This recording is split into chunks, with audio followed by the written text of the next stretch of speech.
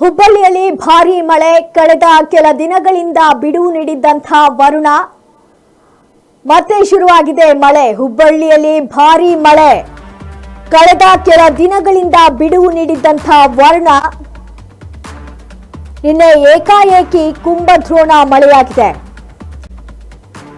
ಹುಬ್ಬಳ್ಳಿಯಲ್ಲಿ ಭಾರೀ ಮಳೆ. ಕಳೆದ ಕೆಲ ದಿನಗಳಿಂದ ಬಿಡುವು ನೀಡಿದ್ದಂತಹ ವರುಣ ನಿನ್ನೆ ಏಕಾಏಕಿ ಸುರಿದಂತಹ ಕುಂಭದ್ರೋಣ ಮಳೆ. ಭಾರೀ ಮಳೆಗೆ ಜನಜೀವನ ಸಂಪೂರ್ಣವಾಗಿ ಅಸ್ತವ್ಯಸ್ತಗೊಂಡಿದೆ. ರಾಜಕಾಲುವೆ ರಸ್ತೆ ತುಂಬೆಲ್ಲ ನೀರು ತುಂಬಿಕೊಂಡಿದೆ. ನೀರಿನಲ್ಲಿ ಕೊಚ್ಚಿಕೊಂಡು ಹೋಗುತ್ತಿರುವಂತಹ ಬೈಕ್ಗಳು, ಆ ಬೈಕ್ ಅನ್ನ ನೀರಿನಿಂದ ಹೊರತೆಗೆಯುವುದಕ್ಕೆ ಜನರು ಹರಸಾಹಸವನ್ನ ಪಡ್ತಾ ಇದ್ದಾರೆ. ಹುಬ್ಬಳ್ಳಿಯಲ್ಲಿ ಭಾರೀ ಮಳೆ. ಕಳೆದ ಕೆಲವು ದಿನಗಳವರೆಗೆ ಮಳೆ ಇರಲಿಲ್ಲ ಅಲ್ಲಿ. ಆದ್ರೆ ನಿನ್ನೆ ಮಾತ್ರ ಏಕಾಏಕಿಯಾಗಿ ಮಳೆ ಸುರಿದಿದೆ. ಅದು ಕೂಡ ಕುಂಭದ್ರೋಣ ಮಳೆ ಸುರಿದಿರುವಂತದ್ದು. ಇದರಿಂದಾಗಿ ಅಲ್ಲಿನ ಜನಜೀವನ ಅಸ್ತವ್ಯಸ್ತಗೊಂಡಿದೆ. ರಾಜಕಾಲುವೆ ರಸ್ತೆ ತುಂಬೆಲ್ಲ ನೀರು. ಆ ನೀರಿನಲ್ಲಿ ಬೈಕ್ಗಳೆಲ್ಲವೂ ಕೂಡ ಕೊಚ್ಚಿಕೊಂಡು ಹೋಗಿದೆ. ಆ ಬೈಕ್ ಅನ್ನ ನೀರಿಂದ ಹೊರತೆಗೆಯೋದಕ್ಕೆ ಜನರು ಹರಸಾಹಸವನ್ನ ಪಡ್ತಾ ಇದ್ದಾರೆ. ಹುಬ್ಬಳ್ಳಿಯಲ್ಲಿ ನಿನ್ನೆ ಏಕಾಏಕಿ ಒಂದು ಕುಂಭದ್ರೋಣ ಮಳೆ ಸುರಿದಿದೆ. ಇಷ್ಟು ದಿವಸ ಇರ್ಲಿಲ್ಲ, ಬಿಡುವಿತ್ತು ವರುಣನಿಗೆ. ಆದ್ರೆ ಮತ್ತೆ ಈಗ ಶುರು ಹಚ್ಕೊಂಡಿದ್ದಾನೆ. ನೀವೀಗ ವಿಡಿಯೋದಲ್ಲಿ ನೋಡ್ತಾ ಇರ್ಬೋದು ಯಾವ ರೀತಿಯಾಗಿ ಆ ಒಂದು ರಸ್ತೆ ತುಂಬೆಲ್ಲ ನೀರು ತುಂಬಿಕೊಂಡಿದೆ ಅಂತ. ಹಾಗೆ ಅದರಲ್ಲಿ ಆ ಬೈಕ್ ಕೂಡ ಮುಳುಗಿರುವಂತದ್ದನ್ನ ನೋಡ್ಬೋದು. ಅದನ್ನ ತೆಗೆಯೋದಕ್ಕೆ ಅಲ್ಲಿನ ಜನರು ಹರಸಾಹಸವನ್ನ ಪಡ್ತಾ ಇದ್ದಾರೆ.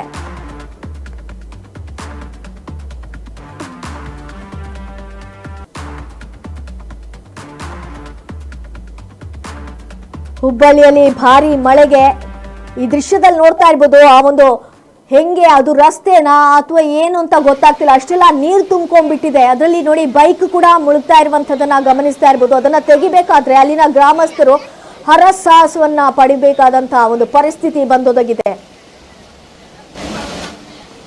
ಇನ್ನೇ ಏಕಾಏಕಿಯಾಗಿ ಕುಂಭದ್ರೋಣ ಮಳೆ ಸುರಿದಿದೆ. ಅದರಿಂದಾಗಿ ಈ ರೀತಿಯಾಗಿರುವಂತಹ ಒಂದು ಪರಿಸ್ಥಿತಿ ಹುಬ್ಬಳ್ಳಿಯಲ್ಲಿ ನಿರ್ಮಾಣವಾಗಿದೆ.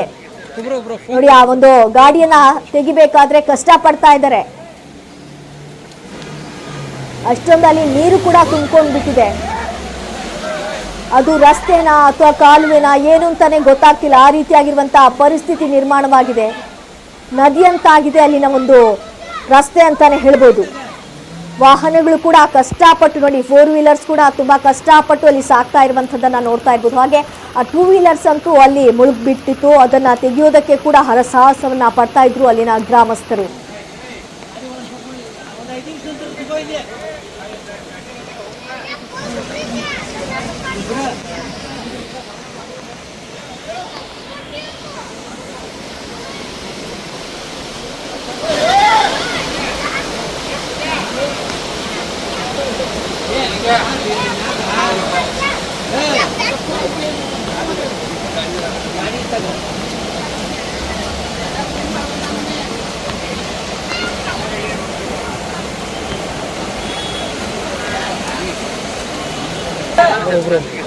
ब्रो फोन करो ब्रो, एक मिनट फोन करो।